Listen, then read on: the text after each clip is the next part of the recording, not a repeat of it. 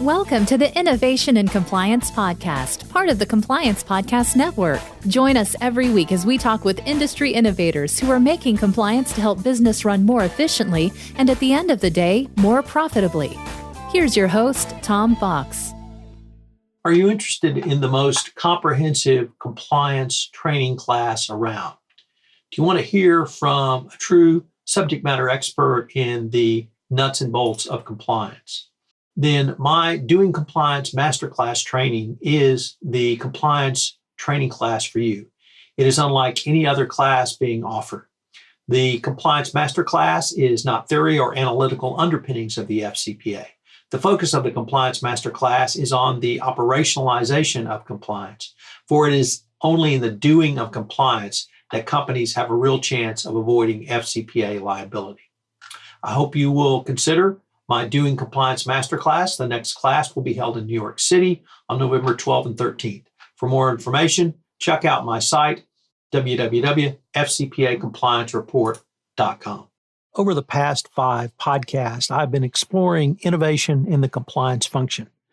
For my final podcast in this special series, I want to consider the innovation process itself.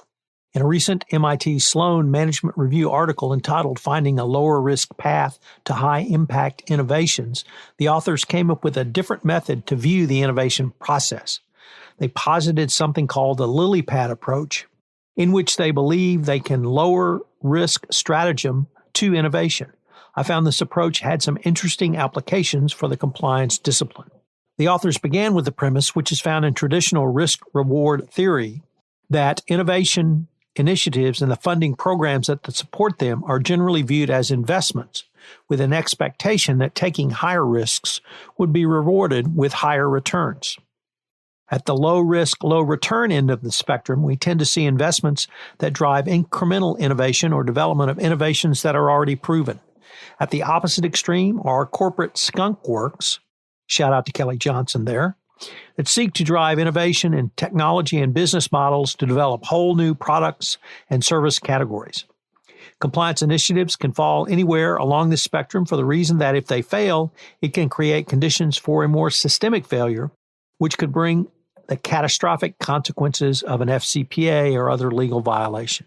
The incremental approach, which the authors designate as the lily pad approach, are developed and introduced opportunistically in application spaces that are ready for adoption. Progress on one or in one lily pad garners resources and cash flow earlier in the development process and can create a pathway for subsequent lily pads in other application spaces.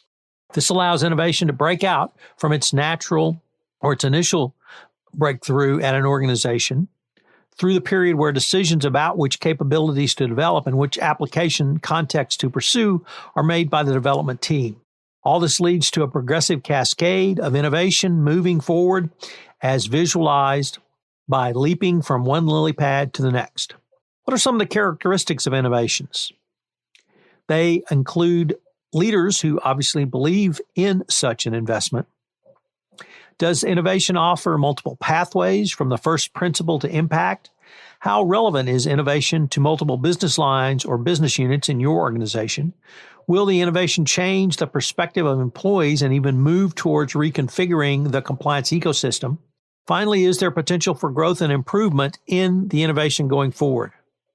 After you've gone through and answered these questions, you should be ready to move forward with enabling actions and implement one or more of the innovations. By using this approach, the lily pad applications for enabling innovation and compliance will provide opportunities to match capabilities, purpose, and context in a manner that advances self-performance dimensions of the innovation, aligns elements of ecosystems, and begins to shift employees' views on compliance across your organization. More than simply the singular innovation, the lily pad approach allows your company to reduce the time and cost to jump to the next iteration of development.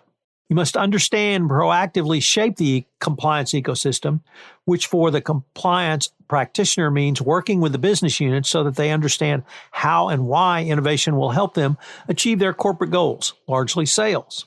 Simply put, employees can get stuck in the same rut of doing the same thing in the same way. Yet it is a maxim that your compliance program must evolve to meet new risks and new demands. The lily pad approach allows for an incremental growth of change in ways that can demonstrate effectiveness and allow not only feedback, but also acceptance from the employee base. An example of such an approach could be found in the use of data-driven analysis from the compliance perspective to all growth in sales.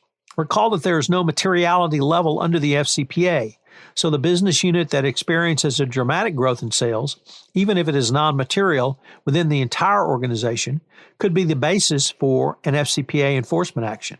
By focusing your initiative on one business unit that has experienced dramatic growth, even if it is in a province of one country or a relatively small country in a larger geographic region, you can use this approach to demonstrate the usefulness of such data monitoring. The lily pad approach would inform the presentation going forward, as every business would want to know and understand how a dramatic growth occurred. Was it product-driven? Was it personnel-driven? Was it a new sales campaign? Did a new or different product come to market? Of course, if the sales spike was due to nefarious activity, such as bribery, corruption, financial fraud, accounting fraud, or other egregious behavior, then it can be reviewed and remediated as appropriate. For corporate management, the initial results obtained by such a review could be the start of an entire innovation process around any portion of the sales cycle that might have been impacted by such stunning growth sales. It could certainly lead to better and more robust business forecasting going forward. So there are 4 key questions which I find to be an appropriate manner to end this series on innovation and compliance. First, do you understand the role of innovation in your compliance strategy? Second, can you spot the innovations, as this may well require you to think differently, particularly if you come from a legal department or have legal training, which certainly does not favor or foster innovation.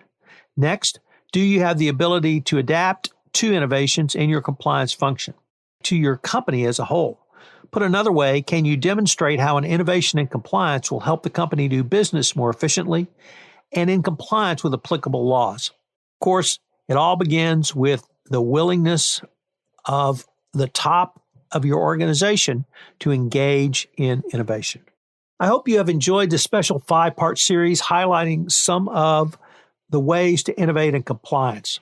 For more information on the innovation process in compliance, check out my latest handbook, The Complete Compliance Handbook, which is available on Amazon.com and I link to in the show notes. There's an entire chapter on innovation and compliance, which I think you will find extraordinarily useful. If you're a compliance professional looking for a convenient and effective way to fulfill your continuing education requirements, go to fcpacompliancereport.com/courses and choose from 4 hour-long training packages that will keep you current. That's fcpacompliancereport.com/courses.